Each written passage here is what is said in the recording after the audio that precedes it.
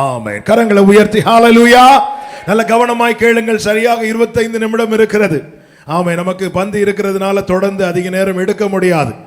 ஆமென். எனவே இன்று பேசும்படியாய் சொல்ல வேண்டிய காரியத்தை மாத்திரம் நான் கொஞ்சம் வேகமாய் சுருக்கமாய் சொல்ல விரும்புகிறேன். நல்ல கவனமாய் கேட்கும்படி அன்பாய் கேட்டுக்கொள்ளுகிறேன். நல்ல கவனிங்க.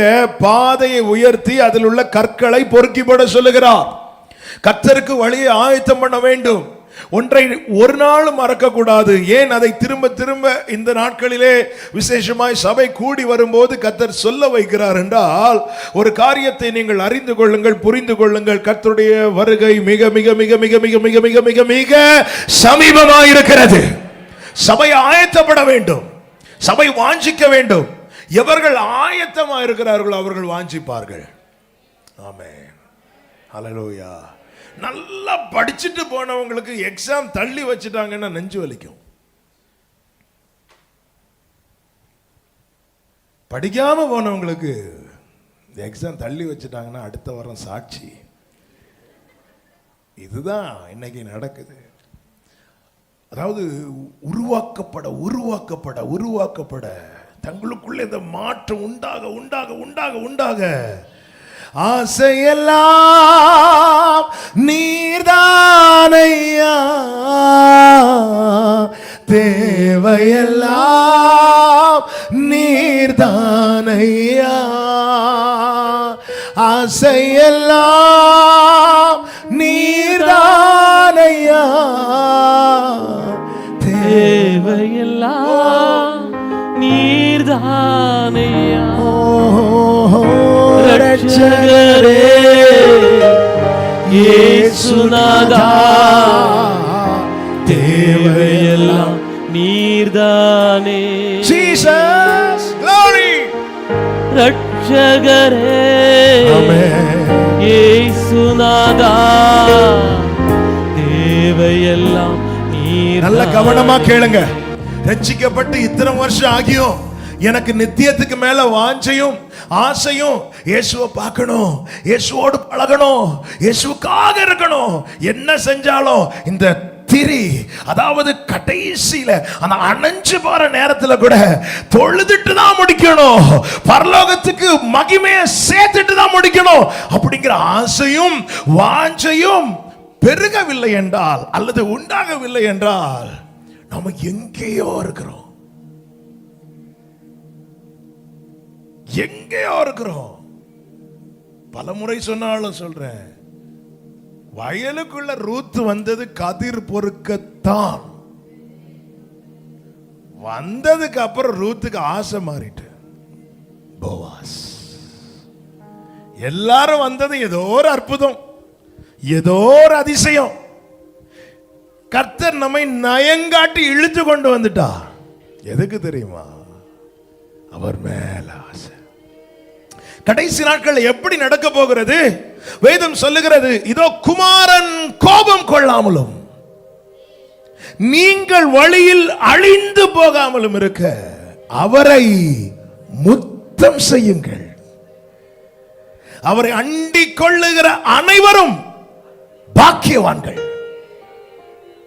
சபையே கேள், என் ஓட்டம் எதை நோக்கி போயிட்டு இருக்கு?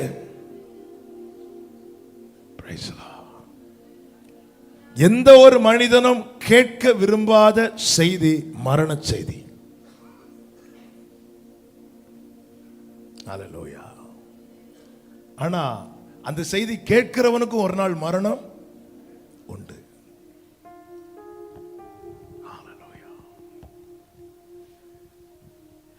மரண கண்ணிக்கு தேவன் நம்மை தப்புவிக்கிறது. கவனமா கேளுங்க. அந்த நித்தியத்தை நாம இழந்துடக்கூடாது என்பதற்காக. மரண கண்ணிக்கு தப்பு வைத்தது உங்களுடைய பரிசுத்தத்தின் பெருக்கத்தை பார்த்தோ, உங்களுடைய என்ன ஃபயரான 2 மரண கண்ணிக்கு நான் தப்பு வைக்கப்பட்ட 2ல நிறைய இருக்கு. அதுல குறிப்பா 2. அப்புறம் ஊழியம் தான் செஞ்சிட்டு இருக்கேன். ஒன்று, நான் இருந்த ரூமில் இன்வெர்டர் பேட்டரி வெடிச்சுது. அப்போ நான் அங்கேருந்து ஜோம் பண்ணிட்டு இருக்கிறேன். அன்னைக்கு ஃபுல்லாக ஃபாஸ்ட் பண்ணி ஜோம் பண்ணி சொல்லிட்டு ரூமில் இருக்குது. இந்த சைடு என்னுடைய திருமணத்துக்கு முன்பு இந்த சைடில் 2 ரூம் இருக்குது, அதில் மேலே. அப்போ ஜோம் பண்ணும்போது 2 தம்பிங்க வந்தாங்க. வந்துட்டு அண்ணன் நாங்களும் ஜோம் பண்ண வரோம்னாங்க. அன்னைக்கெல்லாம் இப்படி வந்து சொன்னாங்க. இன்னைக்கு ஒரு தம்பிங்களும் வந்து சொல்ல மாட்டேங்கிறாங்க அண்ணன் ஜோம் பண்ண வரோன்னு. ஆமாம். ஆனால் அப்புறம் சரிடா ரூம் சின்னது, நம்ம இங்கேருந்து ஜோம் பண்ணால் நம்ம சர்ச்சில் போயிருந்து ஜோம் பண்ணலான்னு சொல்லிட்டு நேராக சர்ச்சுக்கு வந்து ஜோம் பண்ணிவிட்டு கரெக்டாக 12 மணிக்கு டமார்னு ஒரு சவுண்டு. நான் நினச்சேன் எங்கள் பேக்கில் அந்த டைமில் இந்த பாறையெல்லாம் வெடிக்கிற சவுண்டு கேட்கும். எங்கேயோ ஏதோ உள்ளடி இடி விழுந்துச்சா என்னன்னு தெரியல. கொஞ்ச நேரத்தில் டேவிட் மேலே ஓடி வந்தான். இங்கேருந்து தான் சவுண்டு வந்து ரூமில் இருந்தால் சவுண்டு வருதுன்னு சொல்லி நேரம் ரூமுக்கு போய் திறந்து பார்த்தா பேட்ரி வெடிச்சிருக்கு. அந்த பேட்டரிக்குள்ளே இருந்த ஆசிட் பட்டு பெரிய பெரிய துணி எல்லாமே போத்துட்டு நான் அப்படி யோசித்தேன், ஆண்டவரே ஒரு 1 hour நான் இங்கே இருந்திருப்பேன்னா இன்னைக்கு நான் இல்லை. ஆனால் நீங்கள் எப்படி காத்தீங்க ஆண்டவரே, பார்த்தீங்களா ஆண்டவரே, நான் ஜெபம் பண்ணணும்னு உட்காந்ததும் ஆண்டவர் என்னை எப்படி காத்தார் அப்படின்னு சொல்லிட்டு ஆண்டவர் பயப்படுத்தினேன். அதுக்கு அடுத்த மாதம் நம்ம வீட்டுக்கு ஆப்போசிட்டில் ஒரு போஸ்ட் இருக்குல்ல, நைட்டு ஒரு தம்பி திடீர்னு அண்ணே எனக்கு கொஞ்சம் பைபிளில் டவுட் இருக்குண்ணே நான் வரட்டா ஜெபம் பண்ணட்டுமா. அப்போல்லாம் சொன்னேன், அப்போ இருக்க தம்பிங்கெல்லாம் அப்படி கேட்டுட்டு இருந்தானுங்க. சரிப்பா வாப்பான்னு சொல்லிட்டு அவன் வர்றதுக்காக நான் வெளியே வெயிட் பண்ணிகிட்டு இருக்கிறேன். அந்த போஸ்ட்டில் இப்படி சாஞ்சி நின்று வெயிட் பண்ணிகிட்டு இருக்கிறேன்.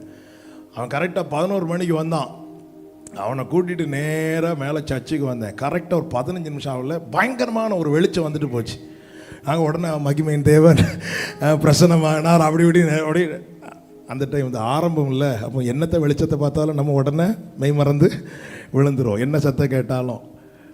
கடைசியில் பார்த்தா அதுக்கப்புறம் கரண்ட்டும் போயிட்டு. என்னன்னு பார்த்தா நான் நின்ன போஸ்ட்டுக்கு கரெக்டாக மேலே யாரோ பர்பஸை கட் பண்ணி விட்டது மாதிரி கரண்ட்டு கம்பி கரெக்டாக அந்த இடத்துல, இன்னொரு இடத்துல கட்டானா கூட கரெக்டாக அந்த இடத்துல ஒரு 15 நிமிஷம் கூட அதில் நின்றுருப்பேன்னா நான் எனக்கு இல்லை. 2 மாதம் இப்படி மிகப்பெரிய, அதாவது தப்புறதுக்கு சான்ஸே இல்லாத மரணக்கண்ணிக்கு தேவன் என்னை தப்பு வைத்தார். ரொம்ப சந்தோஷம். அப்படி இருந்தேன். 2 வாரம் கழித்து அடுத்த வாரம் சாட்சியும் சொன்னேன் சர்ச்சில். பின்ன மறக்கிற கிருபை அநேகருக்குள்ளே இருக்கிறதுனால அதை நீங்கள் மறந்திருப்பீர்கள் என்ன நான் உண்மையிலே. ஆனால் ஒரு 2 வாரம் கழித்து ஒரு நாள் காலையில் என் ஆண்டவர் என்கிட்ட பேசினதும் உச்சந்தலையிலிருந்து உள்ளங்கால் வரை என் படுக்கையில் நான் விசர்த்து என்ன சொன்னார் தெரியுமா? நான் ஏன் உன்னை காப்பாத்தினேன் தெரியுமா? எனக்கு நீ வேணும் அப்படின்னு. என்ன அர்த்தம்?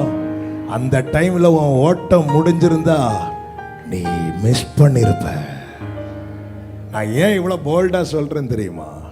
சபை ஒரு விஷயத்தை அறிந்து கொள்ளணும். மரண கண்ணிக்கு கர்த்தருனை தப்பு வைத்தது இந்த பூமியில கொஞ்ச நாள் வாழ்வதற்காக மாத்திரம் அல்ல. பலிபீடத்திலிருந்து கர்த்தருடைய சத்தமாய் சொல்லுகிறேன், எனக்கு நீ தேவை. ஒரு ஆத்மா கெட்டு போவது கூட என் தேவனுக்கு சித்தம் இல்லாது இருக்கிறது. நீ என்ன நினைச்சிட்டு இருக்க? என்ன நினைச்சிட்டு இருக்கிறோம்? கொஞ்ச காலம் எவ்வளவு காலங்க, எவ்வளவு வேகமா ஓடுது, எவ்வளவு வேகமா ஓடுது. 2019 இப்பதான் க்ளோரி ஹalleluya புதிய பாட்டெல்லாம் பாடி ஆரம்பிச்ச, முடிஞ்சு பாதி. ஆமே, எங்க போயிட்டு இருக்கிறோம்? எங்க போயிட்டு இருக்கிறோம்? தேவன் அற்றவன் லக்கில்லாமல் ஓடுகிறான் என்றால், தேவன் அற்றவன் நிச்சயம் இல்லாமல் ஓடுகிறான் என்றால், உனக்கு ஒரு கிரயம் கொடுக்கப்பட்டது ஞாபகம் இருக்கா? உனக்கு ஒரு வேலை கொடுக்கப்பட்டது தெரியுமா? முதல் பாட்டு அதுதான் பாடணும்ல. கிடைக்கும் நிச்சயம் கிரீடம் எனக்கு, சத்துரு களதை கொண்டு போவதில்லை. நெக்ஸ்ட், கர்த்தன் கையில் நின்று அன்று நான் பெறுவேன் தூதர் கூட்டத்தின் மத்தியில். கர்த்தன்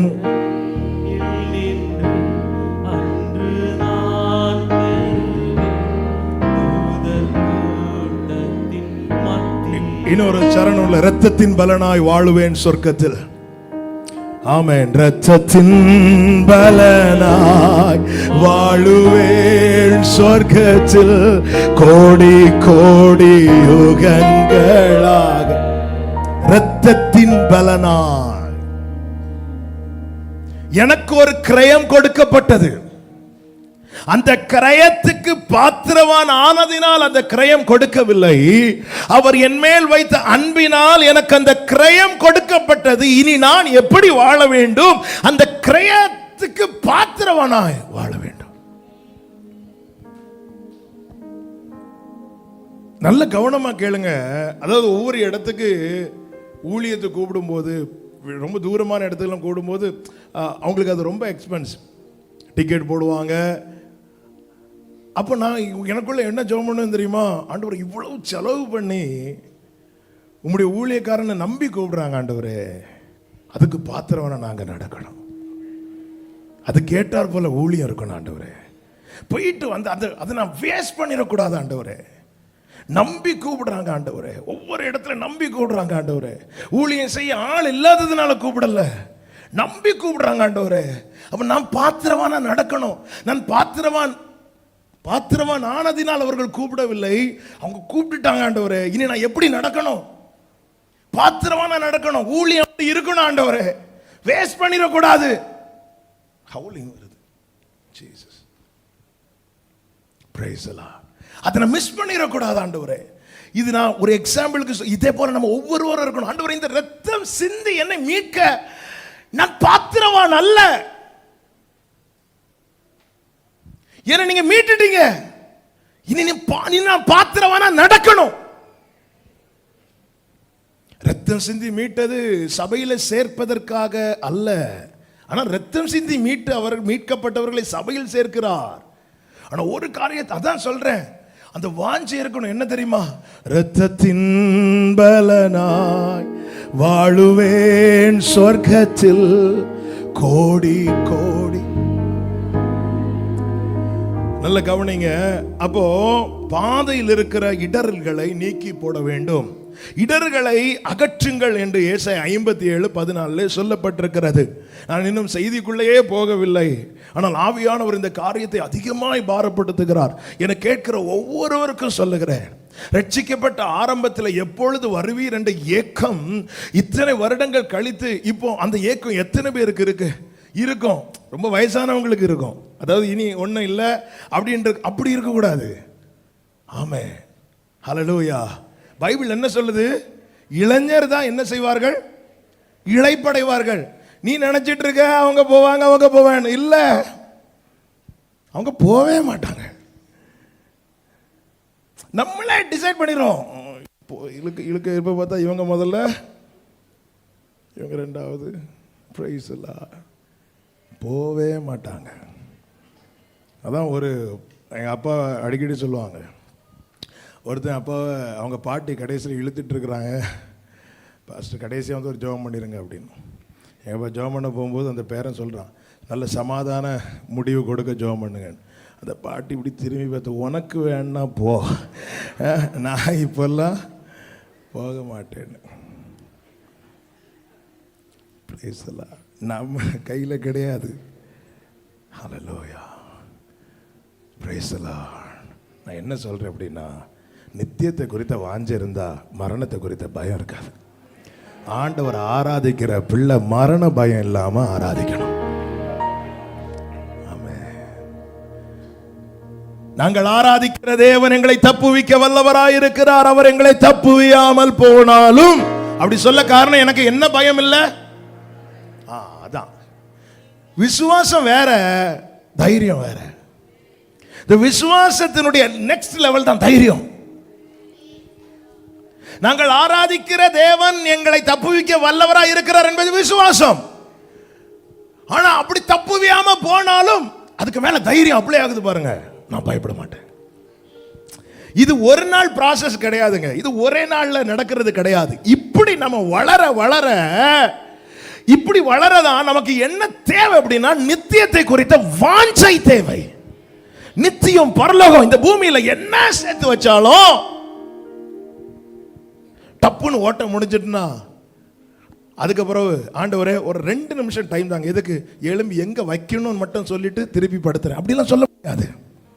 அதுக்கப்புறம் சுத்தி இருக்கிறவங்க தான் தீர்மானிப்பாங்க. அது இவ்வளவு பெரிய என்ன வீடு கட்டு, நான் என்ன சொல்றேன் தெரியுமா, தேவனை ஆராதிக்கிற பிள்ளையே, இன்னைக்கு பிசாசானவன் என்ன செய்கிறான்னா இம்மைக்குரிய வாழ்க்கையை சொர்க்கமாக காண்பித்துக் கொண்டிருக்கிறான். Comfort life. அதான் அடிக்கடி சொல்லுவேன், ஒரு மனைவி 2 பிள்ளைங்க, 3 பெட்ரூம் உள்ள வீடு, 4 சக்கர வாகனம், 5 டிஜிட் சேலரி. இதுக்காக நான் 5 நாள் வேணாலும் ஃபாஸ்டிங் இருப்பேன் ஆண்டவரே. இது கிடைச்சதான் லைஃப்பில் செட்டில். அதுக்கு ஒரு சர்ச்சுக்கு அப்படி கடமையாக வருது, ஹாயாக வர்றது. பைபிள் அப்படி ஒய்ஃப் கிட்ட கொடுத்துட்டு இவங்க அப்படி மெதுவாக நடப்பாங்க. முதல் பாட்டில் கார்லேருந்து இறங்குனது, 3வது பாட்டில் தான் உள்ளேயே வருவாங்க. அப்படி வந்துட்டு, ஆனால் இதில் ஏதாவது ஒன்று குறைவுபட்டா இவங்க தான் வந்து சர்ச்சு கதவே திறப்பாங்க. ஹல்லேலூயா.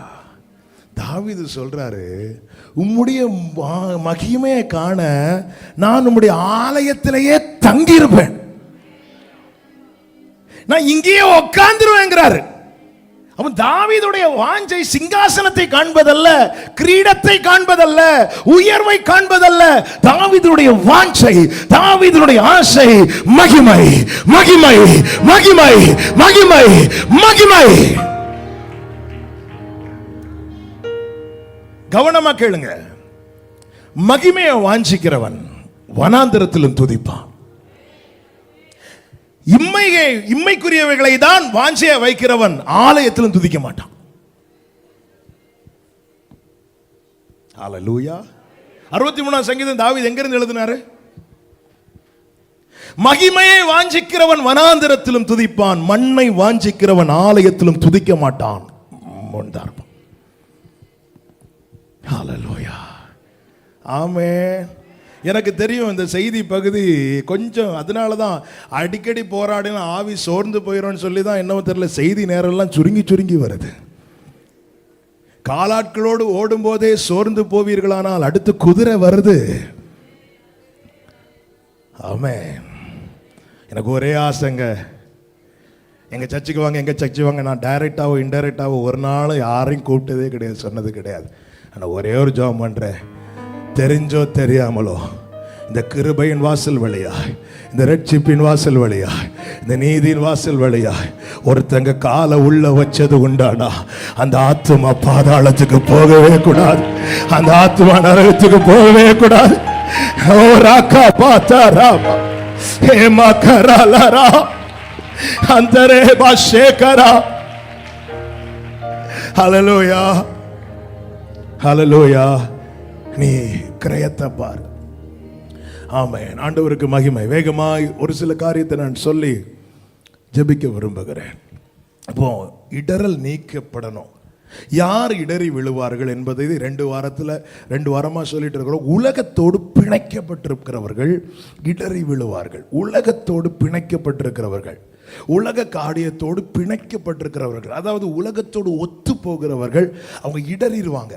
இஸ்ரவேல் ஜனங்களை எகிப்திலிருந்து அழைத்து கொண்டு வந்தது பழி வாங்குறதுக்கு கிடையாது. அதாவது நம் தேவனை போல நல்லவர் யாருமே கிடையாது. நம் தேவன் அவரை மாதிரி என்ன சொல்ல, அவரை வர்ணிச்சுட்டே இருக்கலாம், வர்ணிச்சுட்டே இருக்கலாம். அவ்வளோ நல்ல தேவன் இவர்களுக்கு கூட செல்லுகிறார். ஆனால் அநேகர் வழியில இடறினார்கள் என்று வேதம் சொல்லுகிறது. நம்ம பொதுவாக பார்த்தா என்னாண்டவரே, இதுக்கு பார்வோன் அடிச்சு கொண்டாலே பரவாயில்ல, இரத்த சாட்சியா மறிச்சாங்கிற அடையாளமாவது இருக்கும். இது அதுவும் இல்லை. அவனையும் அடிக்க விட மாட்டேங்கிறீங்க, வெளியே கொண்டு வந்து அவனுக்கு முன்னாடி பார்வோனை அடிச்சு கதையெல்லாம் முடிச்சுட்டு இப்போ அநேகர் இடற காரணம் என்ன? இங்கதான் இருக்கு. நல்ல கவனமா கேளுங்க. அதாவது உனக்கு ஈடாய் நான் மனிதர்களை கொடுப்பேன் என்று பைபிள்ல ஒரு வசனம் இருக்கு. ஏசாயா 43 உனக்கு ஈடாய் அப்படின்னு என்ன அர்த்தம்? இத்தனை பேரை அடிச்சு உன்னை நான் இழுத்துட்டு வர்றது எதுக்கு தெரியுமா? கானான்ல கால் வைக்க. ஆனா உன்னை இப்படி இழுத்துட்டு வந்துட்டு இருக்கும் போது நீ எனக்கு கானான் வேண்டாம், நான் திரும்பி எகிப்துக்கு போறேன். நான் எகிப்துல இருக்கும் போது அங்கிருந்த ஆகாரம், அங்கிருந்த வாழ்க்கை, இப்படியே நீ நினைச்சு நினைச்சு நினைச்சு நினைச்சு அந்த எகிப்து கொத்த காரியங்கள்ல நீ பிணைக்கப்பட ஆரம்பித்த போதுதான் உன் வாழ்க்கையிலே இடரல் உண்டானது. இப்போ ஆராதனைக்கு 10 மணிக்கு மேலே வந்ததில்ல, ஆராதனைக்கு ஸ்டார்ட் பண்ணதுக்கு முன்னாடி எனக்குள்ள அப்படியே ஒரு வார்த்தை உள்ளே ஓடிச்சு.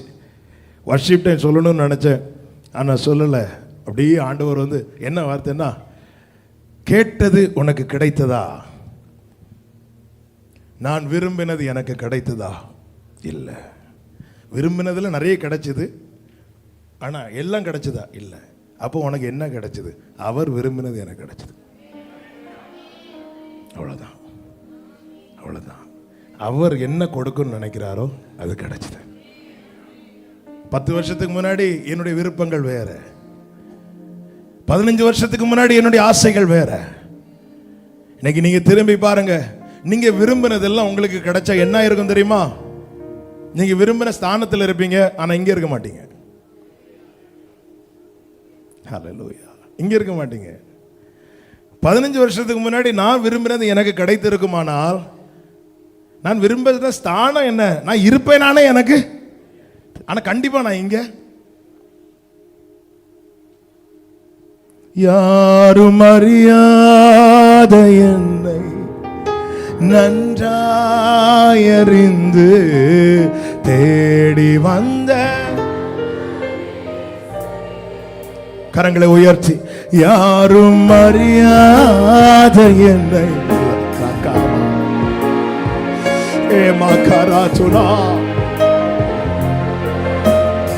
சொல்லுங்க, தூக்கி எறியப்பட்ட என்னை வேண்டும் என்று சொல்லி சேர்த்து கொண்ட, தூக்கி எறியப்பட்ட என்னை. நன்றியப்பா, நன்றியப்பா. ஆண்டவரை பார்த்து சொல்லுவோம், அழகான கண்கள், அழகான கண்கள் என்னை கண்டதாலே.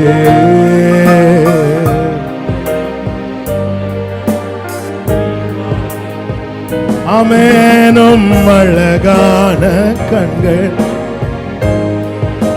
Glory, glory, glory, glory, glory. இது செய்தி அல்ல, ஆனா ரேமாவா எனக்குள்ள எழும்புது. இதுவரை என்னமோ நடக்குது, இப்படி சொல்லி யாராவது இருக்கிறீங்களா இங்க? என்னமோ நடக்குது, சரி எங்க போய் முடியுதுன்னு பார்ப்போம். இனி இப்படி சொல்லாதீங்க, அவர் விரும்புறது என் வாழ்க்கையில நடக்குது. அவர் விரும்புறது. ஹல்லேலூயா. நான் விரும்புறது நடக்கலையா, உடனே ஆண்டவர் என்னை கைவிட்டார்? இல்ல இல்ல, அவர் விரும்புறது நடக்குது. அவர் விரும்புறது நடக்குது. அதாவது நல்ல கவனமா கேளுங்க. இங்க இருந்து நம்ம பெருசா பார்க்கறதெல்லாம் ஒரு 5வது மாடியில இருந்து பார்க்கும் போதெல்லாம் நம்ம கண்ணுக்கு எப்படி தெரியும்? அப்ப இன்னும் மேல போக,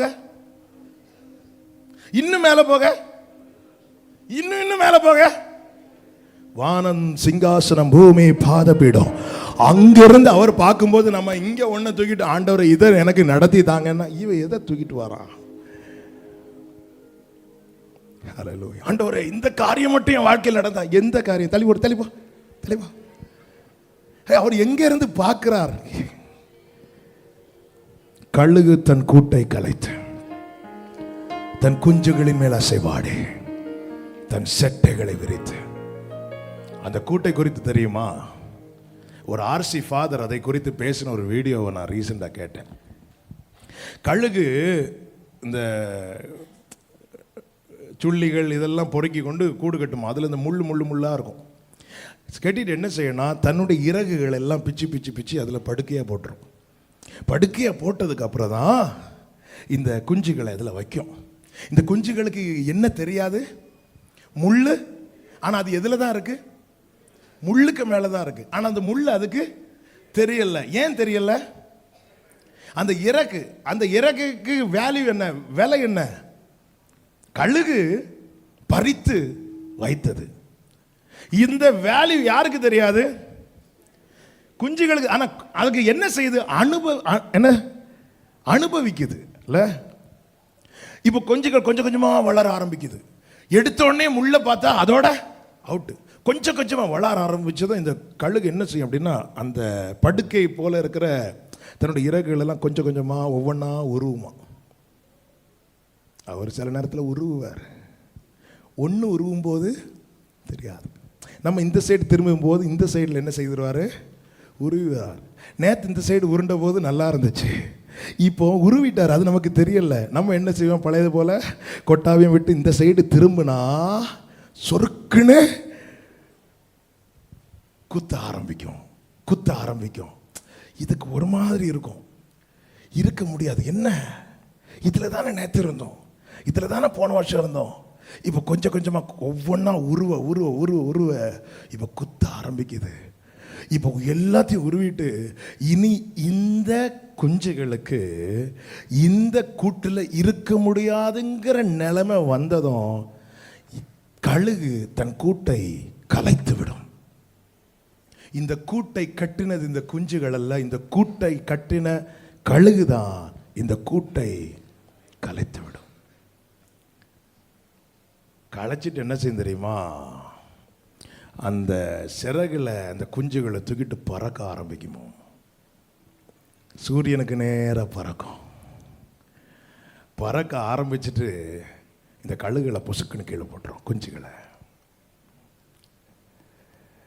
ஹல்லேலூயா. போட்டுட்டு அந்த கழுகு மேலே இருந்து ஒரு பார்வை பார்க்கும் பாருங்க, அதுதான் கழுகு பார்வை.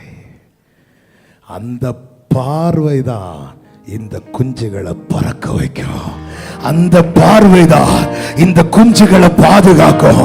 அந்த பார்வை தான் எந்த பறவையுமே சூரியனை ஃபேஸ் பண்ணி பறக்காது.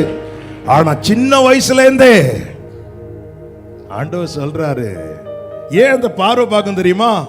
2 விதத்துக்கு. ஒன்று, இதுக்கு பறக்க முடியுமா இல்லையா. பறக்க முடியாதுன்னு என்ன செய்யும் தெரியுமா? பொசுக்குன்னு கீழே வந்து தூக்கிட்டு போயிட்டு எப்பாடா அப்படி திருப்பியும் போடும். உன்னை திரும்ப திரும்ப போடுவது. சில வாரங்களுக்கு முன்னாக சொன்ன வார்த்தையை சொல்றேன், உன்னை பாழாக்குவதற்கல்ல, பழக்க வைப்பதற்கு. என்னாண்டவரே, திரும்ப திரும்ப போடுறீங்களேப்பா, திரும்ப திரும்ப போடுறீங்களேப்பா. சொல்லுங்க, இப்ப சொல்லுங்க. உம்மழகான கண்கள் ஓராபா ஷேதராலரா கராபா. பிரியமானவர்களே, நம்ம இங்க நிறைய காரியத்தை பெருசா பார்த்து ஆண்டவர்கிட்ட கொண்டு போகும்போது அவர் மேல இருந்து பார்க்கிறார். இல்ல, இது என் பிள்ளைக்கு நான் நிறைவேற்றிட்டேன்னா நான் ஒரு உயர்ந்த ஸ்தானத்தை வச்சிருக்கிறேன். யாக்கோபின் ஆசை யோசேப்பு கூட இருக்கணும்னு, அதை நான் நிறைவேற்றிட்டேன்னா யோசேப்பு குறித்த என் திட்டம் நிறைவேற்ற முடியாது.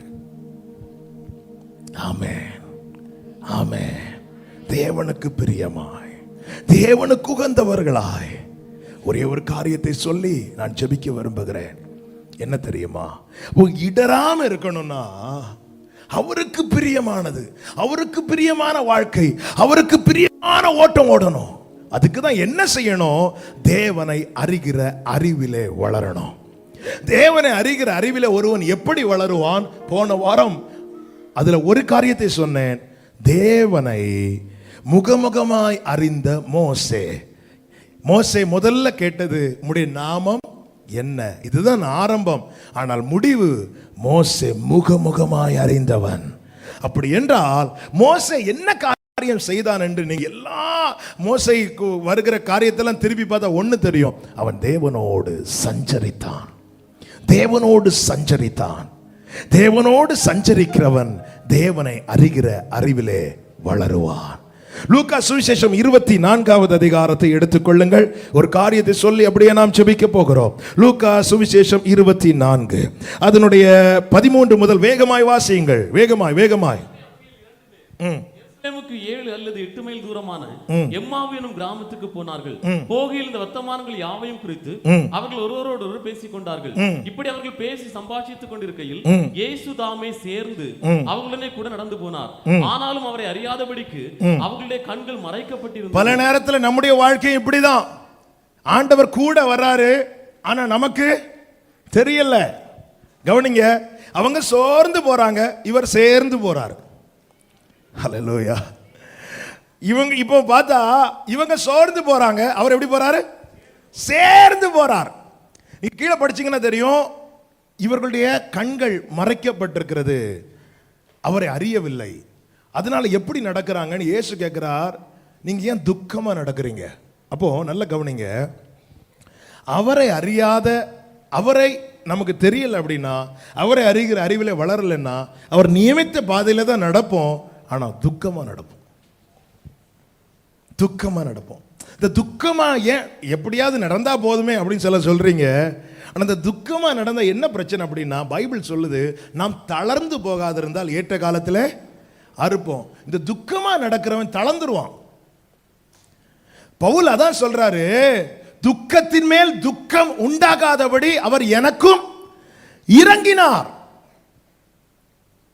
எப்படியோ என்ன துக்கம் வந்தாலும் என்ன, அப்படி இல்லை. சீஷர்களை பார்த்து சொன்னார், நீங்கள் அழுவீர்கள் சொன்னார். சொல்லிட்டு போயிட்டு வரேன்னு சொல்லிட்டு போகல, ஆனாலும் உங்கள் துக்கம் சந்தோஷமாய். அப்படின்னு என்ன அர்த்தம்? இந்த துக்கத்தோடு உன் ஓட்டத்தை முடிக்க முடியாது. துக்கம் உன்னை தளர பண்ணும், துக்கம் உன்னை இடற பண்ணும். யாக்கோபு சொல்றாரு, என் பையன் இல்லை, யோசேப்பு இல்லை, நான் துக்கத்துடனே நான் பாதாளத்தில் இறங்குவேன்னு. விடல ஆண்டவர், விடல. கடைசியில் எப்படி முடித்தான்? எபிரேயர் 11:21 சொல்லப்பட்டிருக்கிறது, அவன் கோலின் மேல் சாய்ந்து கொண்டு தொழுது கொண்டான். துக்கத்தோடு முடிக்கணும்னு நினைச்சான், ஆண்டவர் விடல, தொழுது கொண்டு முடிக்க வச்சார். ஆமென் சொல்லுங்க. இப்போ இயேசு கூட நடக்கிறார். ஒரு 5 நிமிஷம் பொறுத்துக் கொள்ளுங்கள். இயேசு கூட நடக்கிறார். இவங்க துக்கம் வெளிப்படுது, நம்பிக்கையற்ற தன்மை வெளிப்படுகிறது. காரணம், இவர்கள் இயேசுவை அறியவில்லை. உடனே இயேசு என்ன செய்தார் தெரியுமா? வேத வாக்கியங்களை எல்லாம் சொல்ல ஆரம்பிக்கிறார். கவனிங்க, தெரிந்தோ தெரியாமலோ, இயேசுன்னு தெரியாட்டியும் இவங்க இப்ப இயேசுவோடு கூட தான் பேசிட்டு இருக்கிறாங்க. ஒன்னு சொல்றேன், என்ன வேதனை ஆகட்டும், என்ன கஷ்டம் ஆகட்டும், அவரை விட்டு மட்டும் போயிடாதீங்க. அவரை விட்டு மட்டும் போயிடாதீங்க. நாம் எல்லாம் அறிந்து வந்தவர்கள் அல்ல, அவர் நம்மை அறிந்ததுனால வந்தவர்கள். ஹல்லேலூயா. என்ன துக்கம், என்ன நம்பிக்கையற்ற தன்மை, இயேசுவை விட்டு மட்டும் போயிடாதீங்க. நீ சோர்ந்து போனாலும் அவர் உங்களோட சேர்ந்து வருவார். இப்ப பேச ஆரம்பிக்கிறார். பேசி பேசி பேசி பேசி இவங்க ஸ்பாட் வந்ததும் இயேசு அப்புறம் போகிறவர் போல் காணப்பட்டார். அவர் போகணும்னு நினைச்சா போவார், ஆனா அவருக்கு போக மனசு இல்லை. ஏன் தெரியுமா? இப்ப வீட்டுக்குள்ள போகிறாங்க. ஒருத்தங்க வீட்டுக்குள்ள இயேசு கேட்காம வரமாட்டார். இதோ வாசல் அருகே நின்று தட்டுகிறேன். வெளியே போகும்போது சேர்ந்து வந்துட்டாரு, ஆனா இப்ப இவங்க வீட்டுக்குள்ள போறாங்க. வீட்டுக்குள்ள ஆண்டவர் கூப்பிடாம வரமாட்டார். சகிவே நீ வா, நான் உன் வீட்டில் வந்து தங்க வேண்டும். இல்லை நான் வரமாட்டேன் மரத்தில் இருந்திருப்பானா வீட்டுக்கு போயிருக்க மாட்டான்.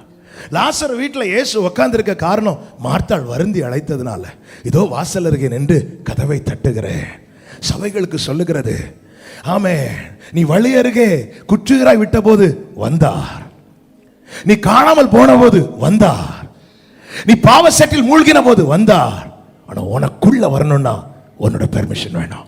உனக்குள்ள வரும், உன் கிட்ட வந்தவர் உனக்குள்ள வர விரும்புகிறார். அவர் அப்புறம் போகிறவர் போல காணப்பட்டார். அவர் நினைச்சா போயிருப்பார், ஆனா விருப்பம் என்ன தெரியுமா? இவங்க கூட உள்ள போனோம். இப்போ இவங்க வருந்தி அழைக்கிறாங்க, அவர் விரும்பி உள்ள போறார். உள்ள போயிட்டு அவருடைய ஆசை என்ன தெரியுமா? இவங்க என்ன அறியணும், இவங்களுடைய இருள் மாறணும். வேத வாக்கியங்கள் எல்லாம் சொல்லிட்டு கடைசியில் ஒன்று செஞ்சார், அப்பத்தை எடுத்து உடைத்தார்.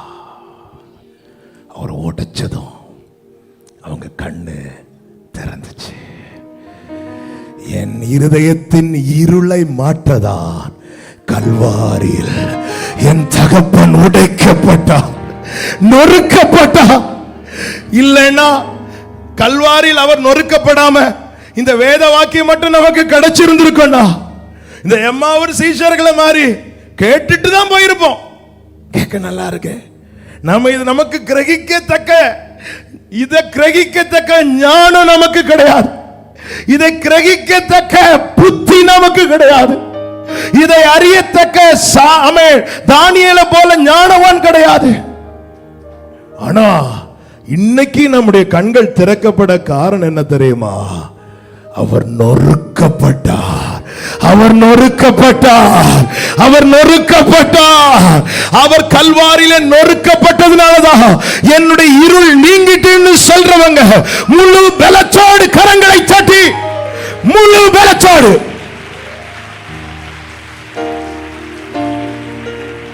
ஆமென், ஆமென். 30வது வசனம், அவர் அப்பத்தை எடுத்து ஆசீர்வதித்து அதை பிட்டு உடைச்சதும், அடுத்த வசனம், இவங்க கண்டு திறந்துட்டு. ஹல்லேலூயா. இப்ப நம்ம பந்தியில உட்கார போறோம். உடைக்கப்பட்ட அப்பத்துணிக்கை உங்க கையில வரும்போது அத ஒரு விசை என் கண்ணை திறந்த அப்போ, என் கண்ணை திறந்த அப்போ இயேசுவை அறியும் பாக்கியத்தை கொடுத்தது. இப்படி தேவ சமூகத்தில் அர்ப்பணிப்போமா, உட்கொள்வோமா? ஆண்டவரை விட்டு விலகாத வாழ்க்கை, இயேசுவோடு சஞ்சரிக்கிற வாழ்க்கை. எல்லாரும் பந்திக்கு ஆயத்தமாவோமா?